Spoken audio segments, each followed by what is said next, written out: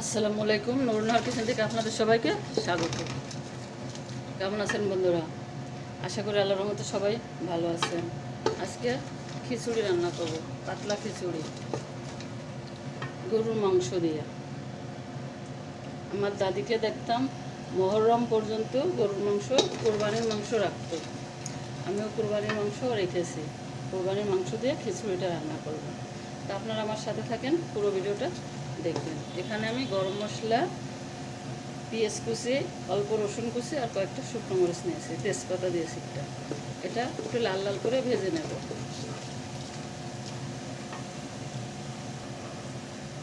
বন্ধুরা, ভাজা হয়ে গেছে। এবার সব রকম মশলা দিয়ে দেবো।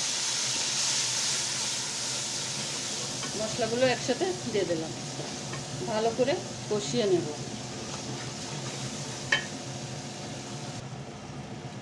বন্ধুরা, আমার দাদি যখন মারা যায় তখন আমি বেশ বড়ই ছিলাম। আমি ভালো মন্দ সব বুঝতাম। আমার দাদি কুরবানির ঈদের 1 মাস পরে মারা গিয়েছিল। দাদি খুব ভালো মানুষ ছিল। দাদির কথা বলতে গেলে চোখে পানি চলে আসছে। দাদি মারা যাওয়ার পরে আগের দিনে তো জানেন ফ্রিজ ছিল না। কেউ বলে মাইট, কেউ বলে কুলা। আমাদের দেশে মাইট বলে, কুলাও বলে।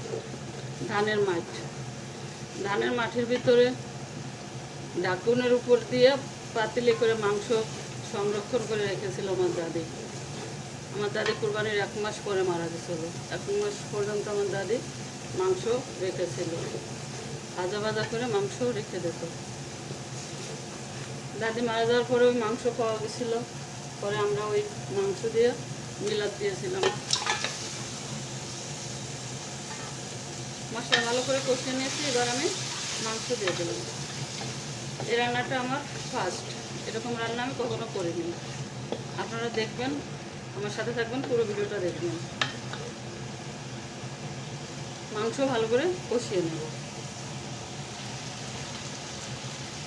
তো বন্ধুরা, প্রেসার কুকারে দিয়ে মাংসটা আমি একটু ভাপ দিয়ে নরম করে নিয়েছি। মাংস কষানো হয়ে গেছে। এবার আমি চাউল আর ডাউল দিয়ে রাখছিলাম, দিয়ে দেবো। এখানে আমি মাসকলের ডাল নিয়েছি। আমার ডাক্তাররা ডাল খেতে নিষেধ করছে, তা খেতে মন চাইছে, যার জন্য মাসকলের ডাল নিয়েছি। অন্য ডাল এবার নিয়ে নিই। মুগ ডালও খাওয়া যায়। মুগ ডাল বা মাসকলের ডাল আমি একটু খেতে চাই। মসুরির ডাল, ছোলার ডাল এগুলো তেমন একটা খাচ্ছি না। চাউলের সাথে মাংস দিয়ে কষিয়ে নেব বেশ কিছু সময়। বন্ধুরা, ভালো করে কষিয়ে নিয়েছি। এবার পানি দিয়ে দেব।